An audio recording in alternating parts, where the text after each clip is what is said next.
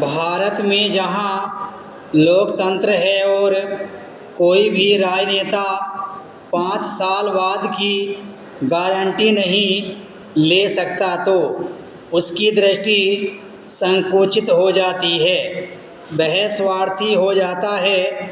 गठबंधन की राजनीति में 5 साल भी बड़े लगते हैं।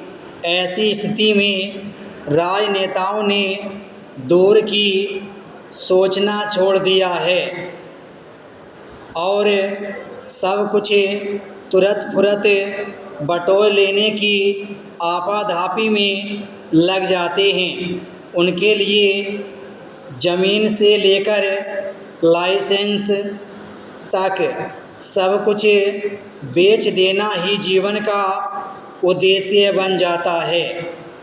केंद्र की सरकार को हिला देने वाला और संसद की कार्यवाही न चलने देने के लिए बाध्य करने वाला 2G घोटाला भ्रष्टाचार का सबसे बड़ा उदाहरण है।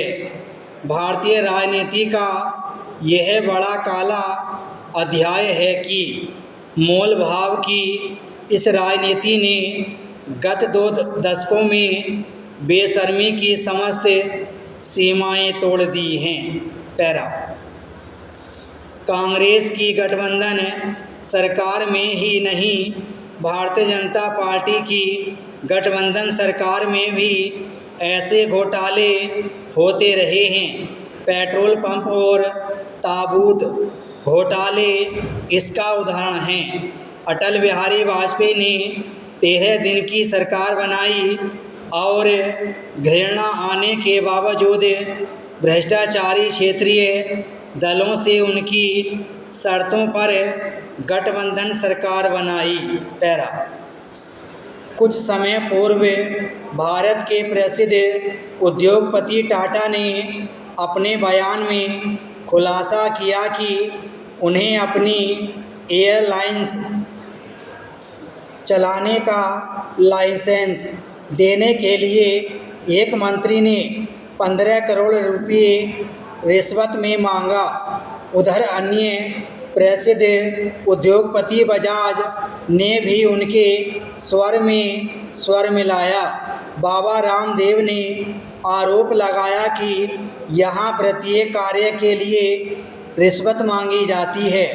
भ्रष्टाचार से निपटने के लिए आवश्यक है कि हम आवश्यकताओं को सीमित करें, सादा जीवन उच्च विचार का सिद्धांत व्यवहार में लाएं, प्रदर्शन की मनोवृत्ति को त्याग कर हमें चादर देकर ही पैर पसारने चाहिए।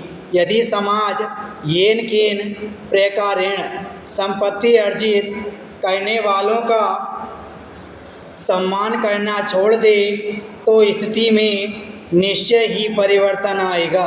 पैरा सरकार को भ्रष्टाचार के विरुद्ध ईमानदारी से कमर कसनी होगी, क्योंकि उसका ढुलमुल रवैया भ्रष्टाचार को बढ़ावा दे रहा है। राजनीति को भ्रष्टाचार से मुक्त करने की आवश्यकता है। गठबंधन की राजनीति में होने वाले मोल भाव को छोड़ना होगा। यह ठीक है कि कानूनी तौर पर भ्रष्टाचार की समस्या का हल कदापि नहीं किया जा सकता।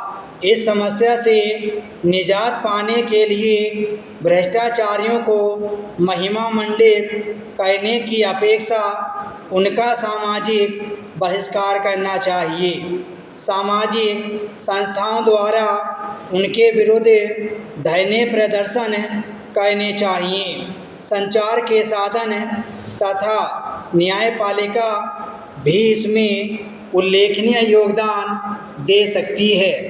अब राजनेताओं को ही लें, वे देश और जनता की सेवा करने के नाम पर जनता का मत मांगते हैं। जनता से चुनाव के अवसर पर बड़े बड़े वादे करते हैं, आश्वासन देते हैं।